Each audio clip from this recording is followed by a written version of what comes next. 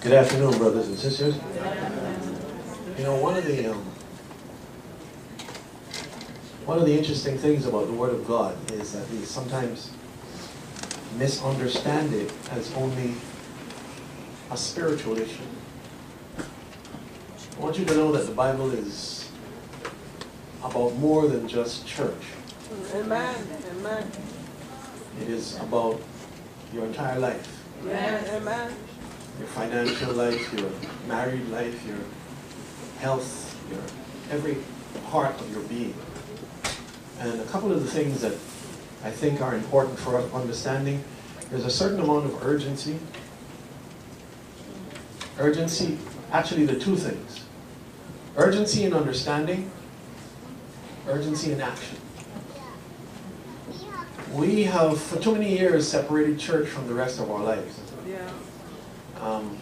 We are one kind of person in church and something else outside. And I don't even mean that negatively. I'm not even talking now about you doing bad things. I'm just saying that you tend to separate. This morning I want you to listen carefully to what I'm going to say here, because this is critically important.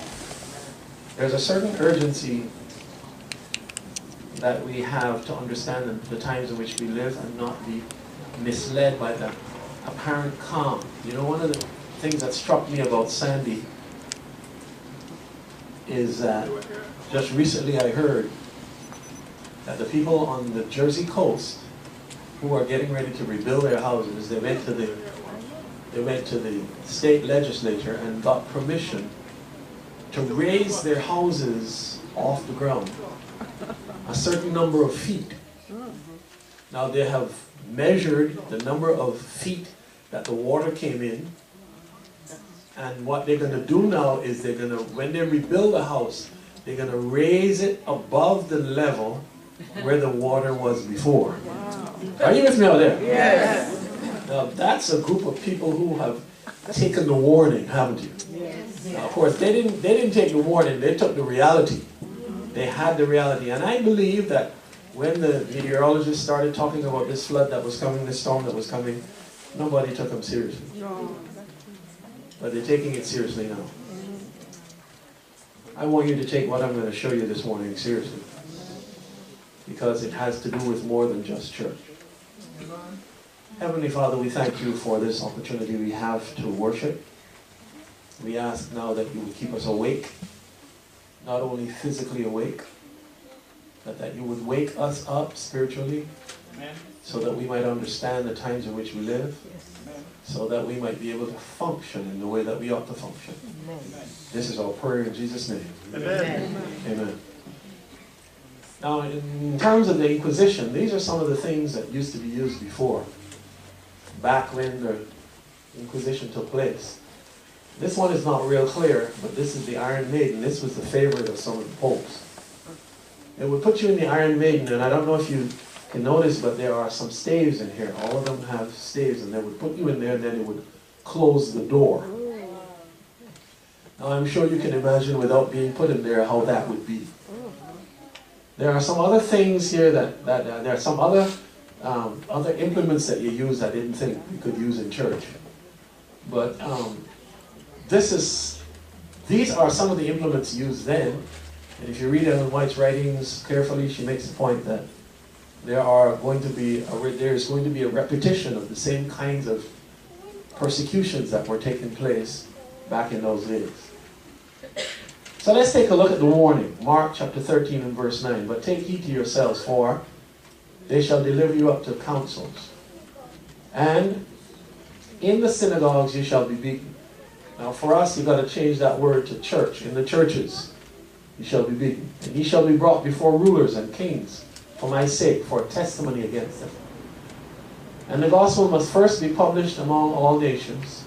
But when they shall lead you and deliver you up, take no thought beforehand what you shall speak, neither do premeditate. But whatsoever shall be given you in that hour, that ye speak. For it is not ye that speak, but who? The Holy Ghost.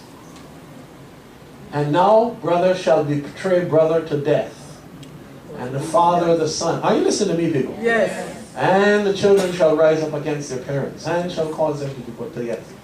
And he shall be hated of all men for my name's sake. But he that shall endure unto the end, the same shall be saved. Now this is not typographical language. This is not just symbolic. This is actual. The probability that your brother might give you up, or that your sister might give you up, or that you might turn against your parents or your parents against you is a reality that you may just have to encounter when we look at the time to come. And that is something that you need to be prepared for. You need either to be ready or to abandon the idea, but you need to get ready for these times. Are you with me out there, folks? Yes. Now, in a book called Vatican in World Politics, I came across this. It was written by a man called Avro Manhattan, and it was written back in 1949. Anybody in here born in 1949? No? Okay. All right. Here's what he says in that book. Within the last few decades, amidst the rumblings and the ruins of two world wars, the United States of America has emerged paramount and dynamic on the stage of global politics. At the same time, the Catholic Church, seemingly preoccupied only with its religious task, is feverishly engaged in a race for the ultimate spiritual conquest of the world. Now, I want you to understand that this man is not an Adventist. Not only is he not an Adventist, at the time when he was writing, he was really not a church man at all. But he recognizes the plan. Now let's continue. He says, whereas the exertions of the USA and the USSR are followed with growing apprehension, those of the Vatican are seldom scrutinized. Yet not a single event of importance that has contributed to the present chaotic state of affairs has occurred without the Vatican taking an active part in it.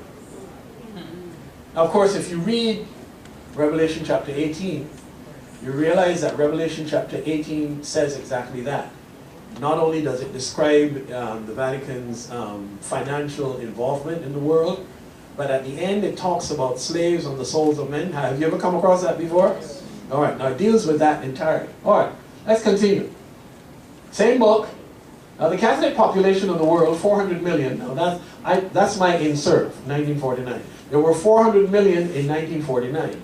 Now, today, the Catholic world is 1.2 billion. So you see the kind of advance that has been made during that time, between then and now. Is more numerous than that of the United States and Soviet Union put together. When it is remembered that the concerted activities of this gigantic spiritual mass depended on the lips of a single man, the apathy of non-Catholic Americans should swiftly turn to keenest attention. In other words, what Avro Manhattan is saying, that the United States of America, the people who live here, ought to be paying close attention, not only to what is happening in the Middle East, not only to what is happening in North Africa, not only to what is happening in Iran, but they should understand, says Avro Manhattan, and we don't have time to go into the detail, but if we had time this morning, we could go into the detail to show you how they are involved. Avro Manhattan says that there is nothing that happens on this earth which they are not involved in. Nothing. All right, let's continue.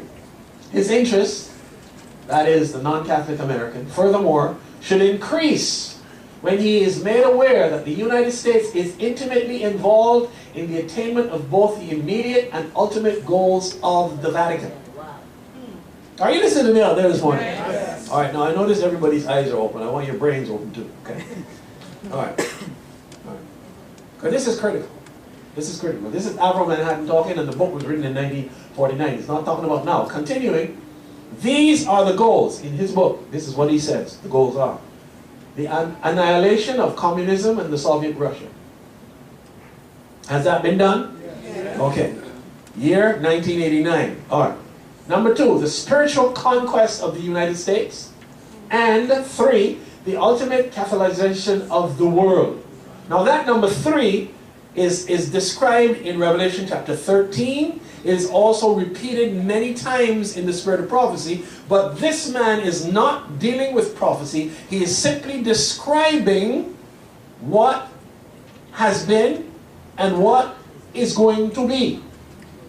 Unfortunately, they are neither speculation nor wild and idle dreams. They are the indisputable and inextricably a part of contemporary history as the rise of Hitler, the defeat of Japan, the splitting of the atom, and the existence of communism. So that, Avram Manhattan says, those are the goals. Now, let's continue. Indeed, the inescapable alternative by which mankind today is confronted is not whether this will be the American or the Russian century, but whether this might not, after all, become the what? Catholic century. Surely then, the nature, aims, and working of the Catholic Church deserves some scrutiny. The American citizen will do well to ponder the exertions of the Vatican in contemporary American and world politics. Now, I decided to start there this morning, and I'm going to go through this morning because I want you to get the whole picture. I want you to see the whole thing. All right, let's continue. In another book called Rulers of Evil, written by a man called F. Tupper Saucy, he says the following.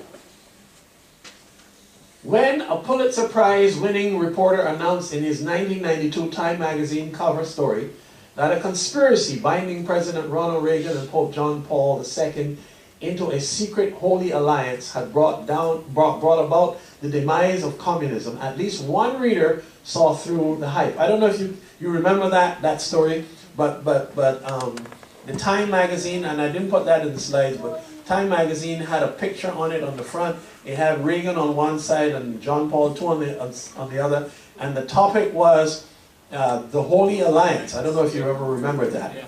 All right, but continuing, it says, Professor Carol A. Brown of the University of Massachusetts fired off a letter to Times editors saying, last week I taught my students about the separation of church and state. This week I learned that the Pope is running U.S. foreign policy.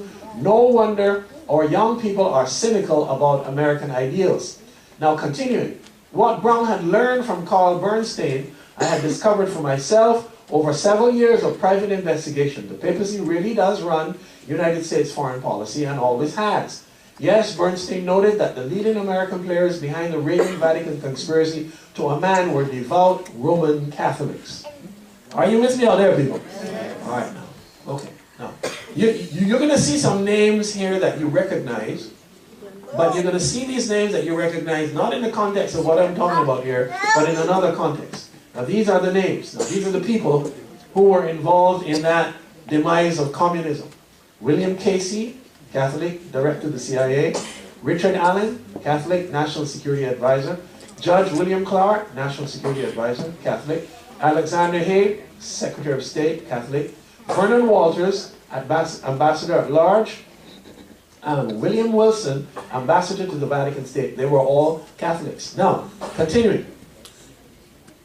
But the reporter neglected to mention that the entire Senate Foreign Relations Committee was governed by Roman Catholics as well. Specifically, Senator who? Biden. Joseph Biden, Subcommittee on European Affairs, and you know he's not. Who's he now? Vice President. Okay, talk to me. Okay, good. Continuing. John Kerry. Who is he now? He's just No, of course, these books were written a while ago. This is not a new book. I mean, the book couldn't possibly be published between yesterday and today. But notice now that, and I don't know if you remember, the lady who was the U.S. representative at the UN. What was her name? Nobody? Rice. Susan Rice. Susan Rice. Remember how she went through the grinder because John McCain and that other guy from thing, they did not want her to be the Secretary of State, and they brought up all kinds of stuff. But at the time while they were, are you listening to me out there? Yes. At the time when they were attacking Sister Rice, they were pushing the idea of John Kerry to be the Secretary of State. So now when this guy years ago is making the point that the U.S. foreign policy is really controlled by these people, he makes a solid point, because notice, this man is now in charge of the Secretary of the Secretary of State office. Paul Sarbanes, also Catholic. Christopher Dodd, Catholic. Daniel Patrick Moynihan, Catholic. In fact, when the Holy Alliance story hit the stands, there was virtually no area of federal legislative activity according to the 1992 World Almanac of U.S. Politics that was not directly controlled by a Roman Catholic senator or representative. Continuing. Early in his administration, President Ronald Reagan invited the Vatican City, whose ruling head is the Pope, to open its first embassy in Washington, D.C. His Holiness responded positively, and the Embassy of Apostolic Nunciature of the Holy See opened officially on January the 10th, 1984. Now, lots of people don't know this, but it's important for you to know this. Now, watch this. However, shortly thereafter, a complaint was filed against President Reagan at the U.S. District Court in Philadelphia by the American Jewish Congress, the Baptist Joint Committee on Public Affairs, the Seventh-day Adventists, somebody needs to say amen, the National Council of Churches, the National Association of Evangelicals, and Americans United for Separation of Church and State. Now this was in 1984. 1984, they tried to set up this, bring this thing together officially, because before that, it was unofficial. Are you with me out there? Yes. All right. But there were a number of churches who stood up in opposition to this because they understood the implication of what was happening, including our church, which is great. All right, continuing, it says, on May the 7th, 1985, the suit was thrown out by Chief Judge John Fulham. Judge Fulham ruled that district courts do not have jurisdiction to intervene in foreign policy decisions of the executive branch. Bishop James W. Malone, president of the U.S. Catholic Conference, praised Judge Fulham's decision, noting that it settled not only a religious issue, but a public policy question. So it went ahead, and as of 1985, we have officially had an association with Rome. Now notice what the Great Controversy says in page 580, paragraph 2. The Roman Catholic Church, with all her ramifications throughout the world, forms one vast organization under the control and designed to serve the interests of the Papal See. Its millions of communicants in every country on the globe are instructed to hold themselves as bound in allegiance to the Pope. Whatever their nationality or their government, they are to regard the authority of the Church as above all other. Though they may take the oath to pledge their loyalty to the state, yet back of this lies the vow of obedience to Rome, absolving them from every pledge inimical to her interests. Now, I don't know if you understand what that means, but I'm going to just let you know that what it means is that whether or not you're an American citizen or a French citizen or an Italian citizen, if you're a Catholic, your primary obligation is to Rome. If you are a doctor, or you are a politician, or you are a governor, or you are a president, or you are a secretary of state, your primary obligation is to the church. Whether you are Republican, or Democrat, or independent, your primary obligation is to the Church of Rome. If you ever came across a book, touch that young man there for me. Yeah, there you go. All right, if you sleep again, we'll put you stand right by me. All right.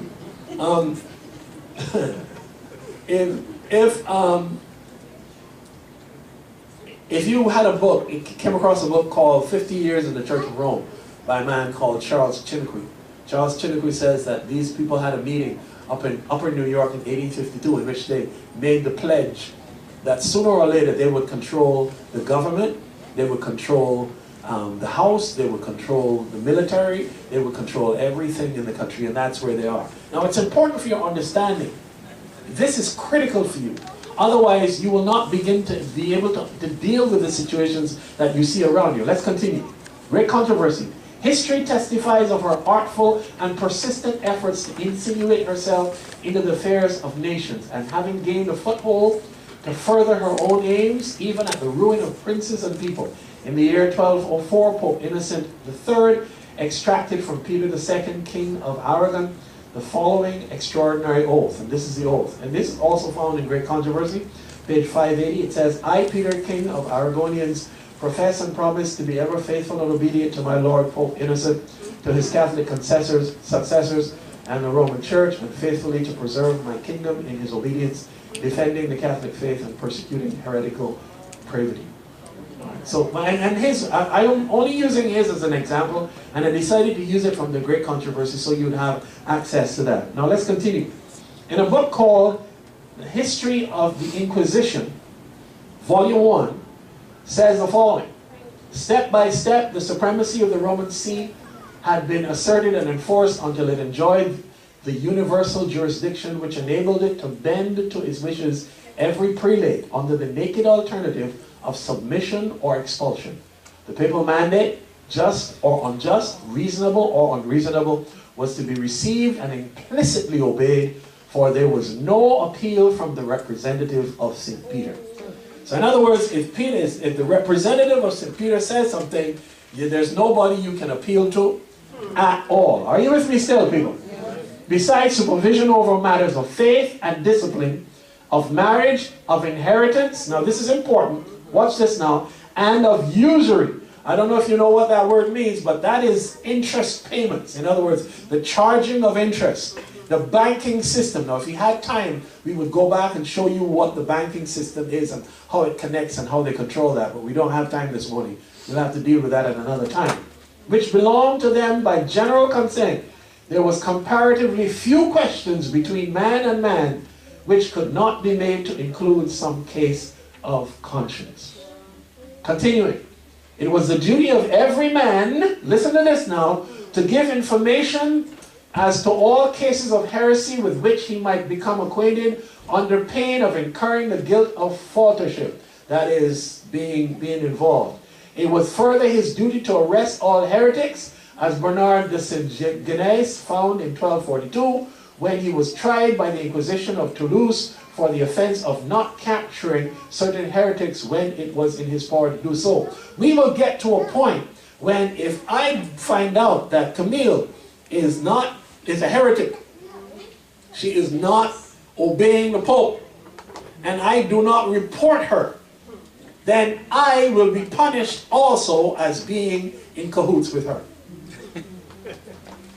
I don't know if you understand what I just said. Yes. And of course, if you remember how it, well, I don't know if you would know this at all, but back in the days when the Nazis were in Germany, and they were persecuting the people, and they would make people tell on one another. So your neighbor had to tell on you, and if Brother Blackman lives next door to me and he hears me praying or doing something that is saying, he would run and tell because it'd make him look really very good, and he would probably get some money and things would look pretty good with him. And that's the sort of thing that happens. This is what the text means. Remember the text we read just now?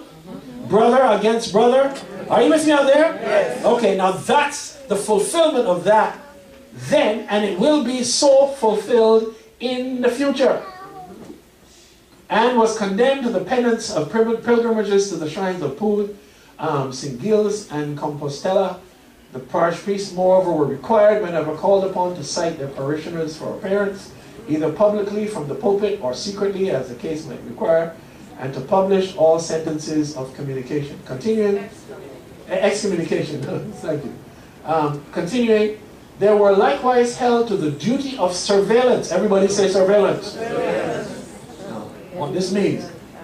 Now, I want you to understand where we're going with this, because we're going somewhere with this. All right? Sister Green had to keep her eye on me. Okay? She must inform on me. And if I ever became under suspicion. Now remember, back in those days, they didn't have the equipment we have now. Okay? So it was pretty much dependent upon neighbors, upon hearsay. I don't know if you know this, but sometimes when people are arrested for crimes, sometimes there might be a drug dealer who is arrested, and he is promised, well, your eye's looking really, really heavy there. You sure you better? Yeah, you, okay. All right. Fella might be arrested as a drug dealer, and the police put him to sit down, and they begin to question him. And they tell him if he can give up the people that he got the drugs from. Have you ever heard that before? Yes. That it will go easy with him. Yeah. And sometimes that poor drug dealer does not have the slightest idea about anybody else, but just so he could get a little lighter sentence, he starts calling some names. One of the reasons why that old lady, I don't know if you remember, a little while ago in New York here, an 80-something-year-old woman was shot. And the police went into her house and she came down and they were not aware. I mean, she, you know, they're shouting commands and she can't hear too well. So she didn't comply with the commands and they shot her. Right? And then it discovered that they went to the wrong house. It was the wrong address. And of course nobody was punished for it because, you know, too bad, so sad, my bad. You know. But the fact of the matter is that that's the kind of thing that went on. Notice this. They were likewise held to the duty of surveillance over penitents to see that the penances enjoined were duly performed and to report any cases of neglect. A very thorough system of local police framed upon the model of the old synodal witnesses was divided by the Council of Viziers in 1246, under which the Inquisitor was empowered to appoint in every parish a priest and one or two laymen whose duty it should be to search for heretics, examining all houses inside and out, and especially all secret hiding places. You guys got secret hiding places? You sure? I think you said no a little bit too quick there just now. Sister Hanks, you have some hiding places? You sure? Okay. All right, let's continue. Now, Prophets and Kings says the following. And I put this in there to let you know that surveillance is not new. It didn't start in 12-something. It goes all the way back. Prophets and Kings, page 466 says, even while Jeremiah was kept under close what? Surveillance. By those who scorned his messages. There came to him fresh revelations concerning heaven's willingness to forgive and to save, which had been an unfailing source of comfort to the church of God from that day to this. And I want you to know that it didn't matter that they were surveilling him. He continued to preach the gospel. Somebody needs to say amen. Amen. And that must be our act, because if you are protected by God, they can surveil all they want. Amen. Okay. Okay. All right. Continuing. In addition to this, they were instructed to watch over penitents and enforce the faithful observance of the sentences of the Inquisition. And a manual of practice of the period instructs inquisitors to see that this system is thoroughly carried out. In fact, the whole resource of the land, public and private, were freely placed at the disposal of the Holy Office so that nothing should be wanted in its sacred mission of extirpating heresy. And in other words, I don't know if you know this, but back in those days, if you were a heretic, they didn't only take you, they took everything that belonged to you. Are you listening to me, people? They took your property, they took your family's property, they went with everything that you owned. If you had a bank account, it was wiped out. All right.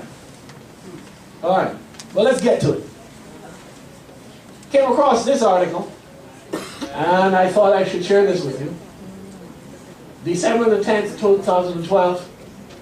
Public buses across country quietly adding microphones to record passengers' conversations. Transit authorities in cities across the country are quietly installing microphone-enabled surveillance systems on public buses that would give them the ability to record and store private conversations, according to documents obtained by a news outlet. The systems are being installed in San Francisco, Baltimore, and other cities with funding from the Department of Homeland Security. Notice the department that is doing this. The Department of Homeland Security is supposedly the department that is supposed to protect us from terrorists. But however, in their protection of us from terrorists, what they're actually doing is they're surveilling us. Are you with me now? Yes. Okay, good. Good. All right. According to the Daily, which obtained copies of contracts, procurement, requests, specs, and other documents. Came across this other article, and I had to use this graphic. I could not resist it when I saw it. But I'm sure you heard of this before. This is not the first time you're hearing it. This is December 5 article. Verizon files patent for creepy device to watch you while you watch TV. The company has filed a patent published last week. Now, this is not a joke. Now, this is, as a matter of fact, all of the plasma televisions all of the plasma televisions have interactivity built into them. So in other words, all of the cell phones also. As a matter of fact, when you turn your cell phone off, what you're actually doing is turning on what is called a dead mic. It's a dead mic. And there was a time when you could take the battery out and you kill the phone. Now they're having the same activity that your Easy Pass has. You know the Easy Pass that sits on your windshield? Yeah. Talk to me, people. Yeah. Right. That doesn't need a battery. It is set up from the outside. So when you drive through somewhere, it doesn't need a battery inside. It can be turned on externally. All of the cars manufactured since 2004, they have a built-in low jack. All of the televisions manufactured since 2006 have a built-in interactivity. The ones that they have now with the 24 pixel, the 24-time pixel, have an even more sensitive interactivity built into it, so that they can not only hear what you're saying or look at you if they want, but they can sense other things in the room. Now this, you can find this article, it's still, as a matter of fact, there are a number of articles up there on this. The company has filed a patent published last week for a system designed to be used in the home to target advertisements at people. Using a combination of image and audio sensors, it would detect actions in your living room while you were watching TV. These sensors deploying facial and profile recognition would pick up physical attributes like skin color, facial features, and even hair length, and also detect voice attributes to help determine the tone of your voice, your accent, and the language you speak. Inanimate objects aren't off limits. The technology could also spot beer cans and wall art. Wow. Now, we usually, whenever we get to stuff like that, we usually swipe it away and say, well, I don't care.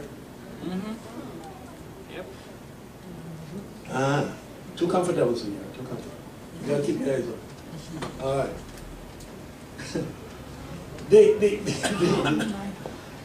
Yeah, well, I can't help it. We usually sweep it away and say, I don't care because I'm not doing anything wrong.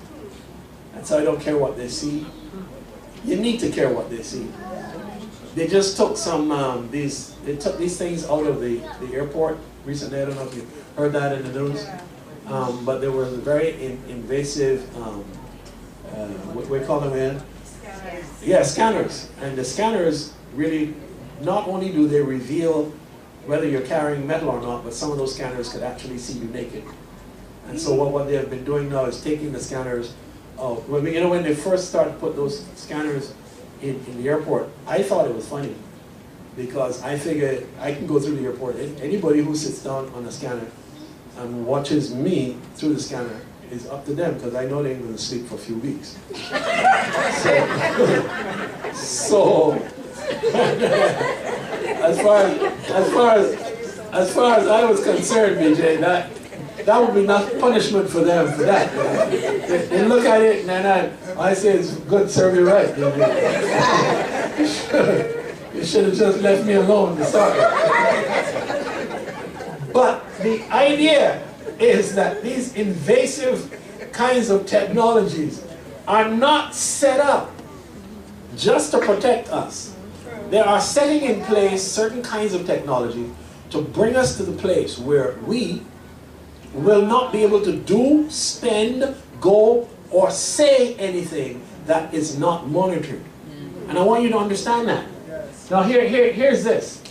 There's another article, the same article, same kind of stuff, and this is a British newspaper, Mail 1. CIA wants to spy on you through your TV. Agency director says it will transform surveillance. And this is what the article says. Spies will no longer have to plant bugs in your home. The rise of connected gadgets to control all apps will mean that people bug their own homes.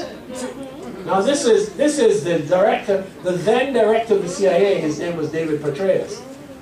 Petraeus says that these people will bug their own homes. The CIA claims it will be able to read these devices via the internet and perhaps even via radio waves from outside the home.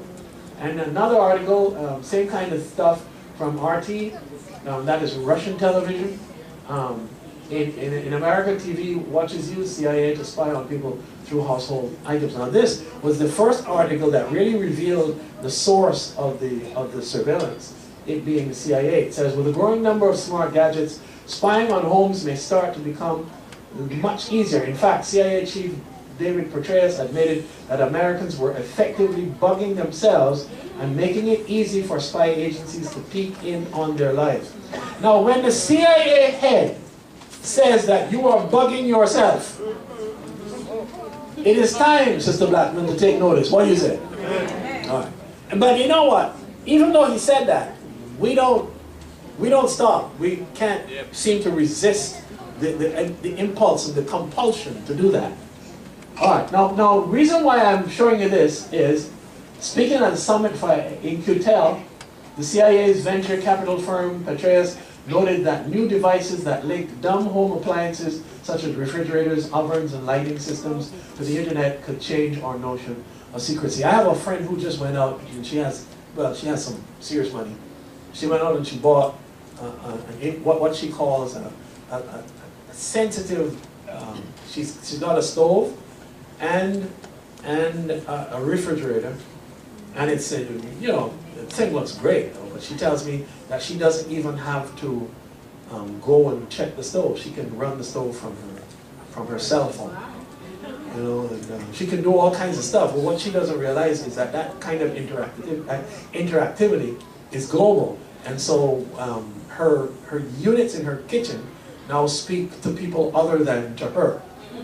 Now, what I want you to understand, and I'm sure that there's some people sitting down here thinking right now, well, what's the big deal? I'm not doing anything wrong. Well, see, the fact of the matter is that it is not to catch criminals. It's not about catching criminals. And I'm not suggesting, like one friend of mine decided he was giving up his cell phone.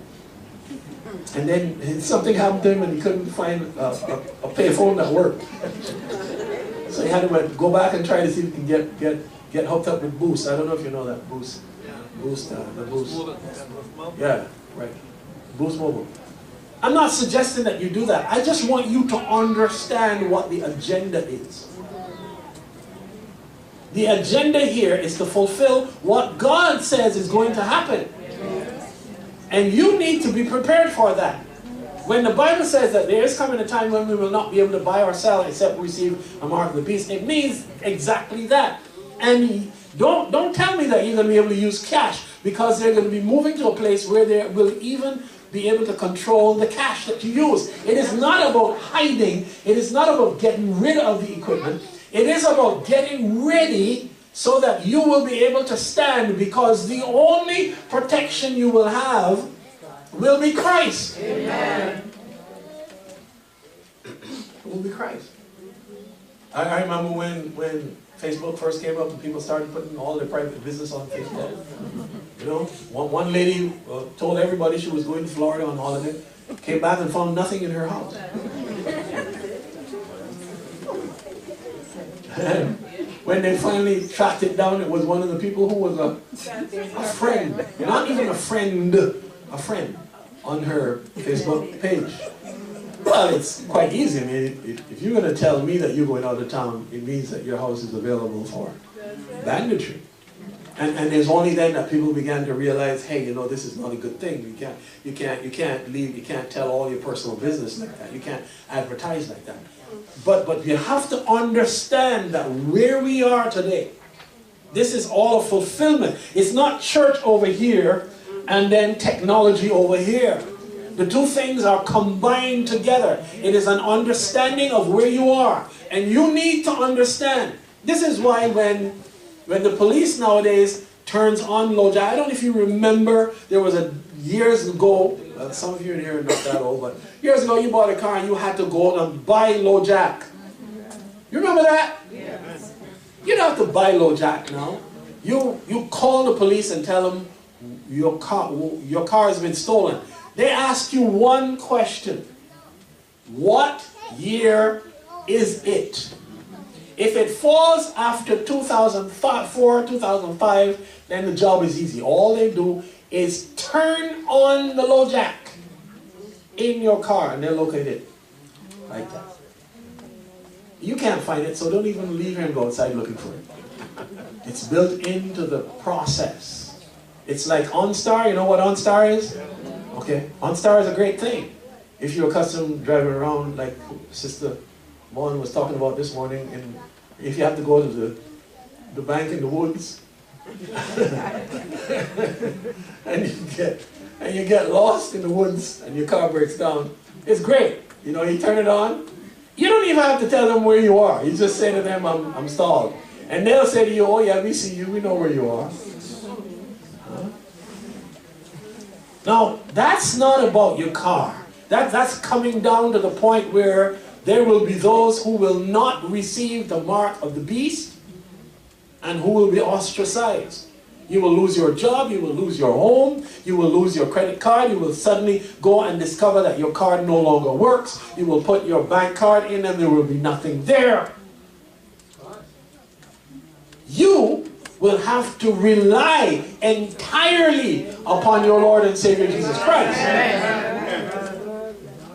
And you don't need to hide. No. I tell people all the time. I was telling people this once, and they said they're going to go home. They lived in Grenada. I said, go home. I said, people home know you better than the people here. They'll find you like that. Okay? The place that you need to go when this time comes is to the arms of Jesus. Amen. Let's take a look at this. In this book, Behold a Pale Horse, written by a man called William Cooper, I just wanted to make sure that you understood the connections of the CIA. Chapter 2, Secret Societies and the New World Order, it says that the Knights of Malta is a world organization with its thread weaving through business, banking, politics, the CIA, and other intelligence organizations, P2, religion, education, law, military, think tanks, foundations, the United States Information Agency, the United Nations, and the numerous other organizations. I don't know if you know anything about the Knights of Malta, but the Knights of Malta are a Catholic organization. The world head of the Knights of Malta is elected for a life term with the approval of the Pope. The Knights of Malta have their own constitution and are sworn to work towards the establishment of a new world order with the Pope as its head. Knights of Malta members are also powerful members of the CFR and Trilateral Commission. And let me go to another book here, People of God by Miss Lernoux, Penny Lernoux. She says, one of the Catholicism's oldest lay orders, the Sovereign Military of Hospitaller Order of St. John of Jerusalem of Rhodes and Malta, better known as the Knights of Malta, is unique in several ways. Although it has no territory outside its headquarters in a Roman palazzo, it enjoys the status of a sovereign state, maintaining relations with 49 countries and issuing its own passports and stamps. Incidentally, if you are in this country and you are a Knight of Malta, it means that you are sovereign, which means you do not pay taxes. This is one of the reasons why when you check most of the banks like Citibank and the Bank of America and Chase Morgan, Morgan Chase, you realize that they pay little or no taxes going back for years. It is because these men who run these organizations either belong to the Knights of Columbus or the Knights of Malta, and therefore what the media is disingenuous. In other words, they don't tell you the truth. The reason why these people are not paying taxes is because they are sovereign. Sovereign means they are independent. They don't need to pay federal, state, or city taxes. Are you with me out there, people? Yes. Now, you're not sovereign. Okay, no, you can't join. Not that easy to join. Finally, Ninth Court gives the A-OK for warrantless home video surveillance. This is December. Now, this stuff that I'm showing you is recent. This is just the end of this year, last year. Can law enforcement enter your house and use secret video camera to record the intimate details inside? On Tuesday, the Ninth Circuit Court of Appeals unfortunately answered that question with yes. We're entering an age where criminal suspicion is no longer even necessary. Now, this is not the Bible. And very little of what I've read here for you is Bible. I read you the text. I read you a couple of quotes from Ellen White's writings, but the rest of this is out of the secular media. Now, if you don't believe what the Bible is saying, and you don't accept what Ellen White is saying, then please, my brothers and sisters, at least accept what these guys are telling you. We're heading into a serious place. And if you did not have the faith, if you did not have the Word of God, if you did not have Christ as your protector, it would seem like a very, very bleak place that you're heading. A place without hope. When your jobs are threatened, when your very life is threatened, when you have people nowadays shooting up all kinds of people, and an organization like the National Rifle Association is able to stand in front of the government and prevent the government from restricting the use of weapons or the manufacture of weapons. When you reach that stage, you know that if it were not for Christ, this world would have no hope. Mercy, Lord. Urgency, therefore. Urgency is for you to understand where you stand. The urgency is for you to make the changes that are necessary. I say to my students all the time, I say, look, you know, you guys are fortunate and unfortunate at the same time. You're fortunate because you're living in a time when everything that has been foretold is taking place. And you're unfortunate because you're going to have it really hard in a very short time.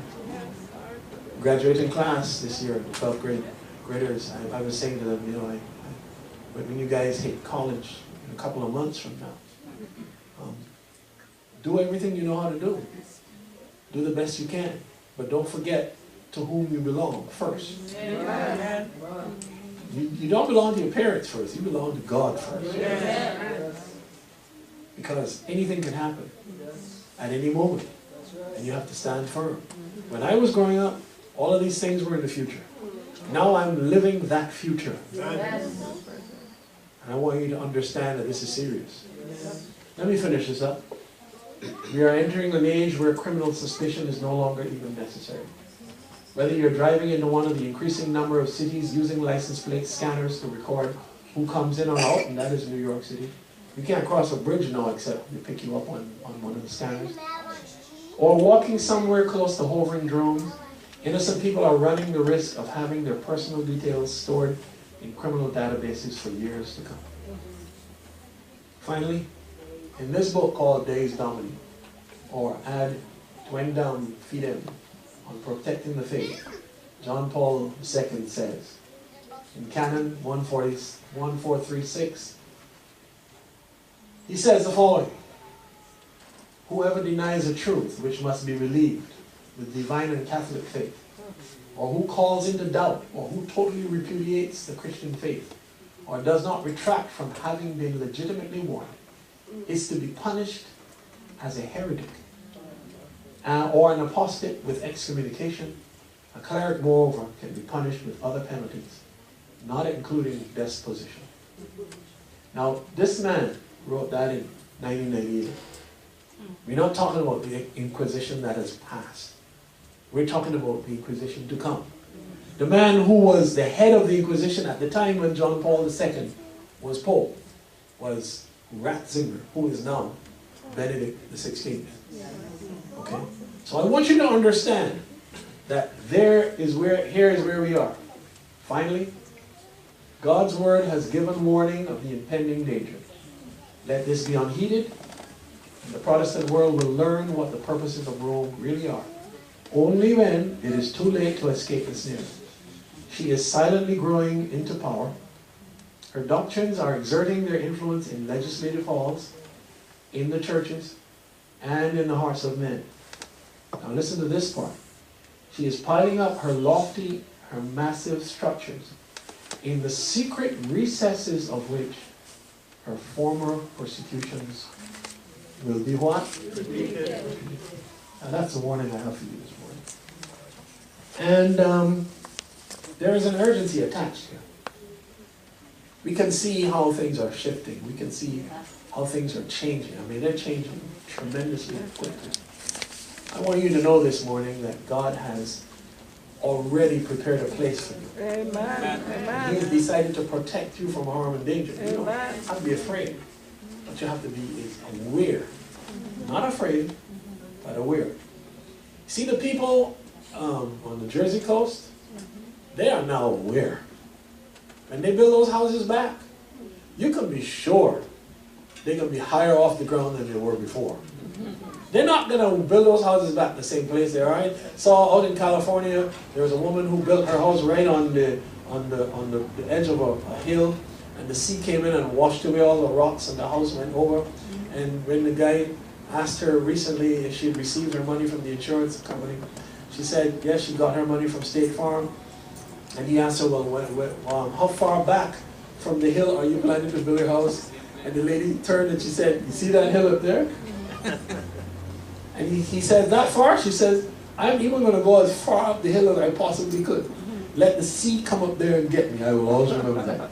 She said, the sea will have to come up the hill to get me. You see, she is now aware. She's seen the danger, experienced the consequences, and she is now aware.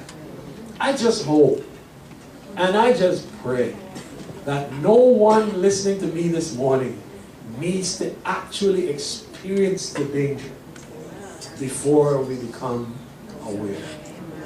Heavenly Father, we thank you for your warnings. We thank you for the clarity. We thank you also that you have provided us with the evidence from people who are not church members, people who have not even read the prophecies, so that if we had a doubt about what we were reading in the Word, and had a doubt about what we were reading in the Spirit of Prophecy, we would recognize that there are others who have been allowed to take a glimpse of where we are and what is happening. Help us, Lord, to be not afraid, but to be aware and to make the changes necessary. Help us, Lord, to build our spiritual houses a little higher up. Help us to choose to build those spiritual houses way up on the hillside, close to you, so that there will be no danger that will take us. Help us to be firm. Help us to be brave so that we will continue to live and speak for you, so that no matter what happens, we will not be intimidated into silence, but that we will witness for you. Your heads are bowed and your eyes are closed. If you'd like to say this morning, Lord Jesus, help me to stand, help me to be constantly aware and to be responsive to my awareness, would you please stand with me where you are?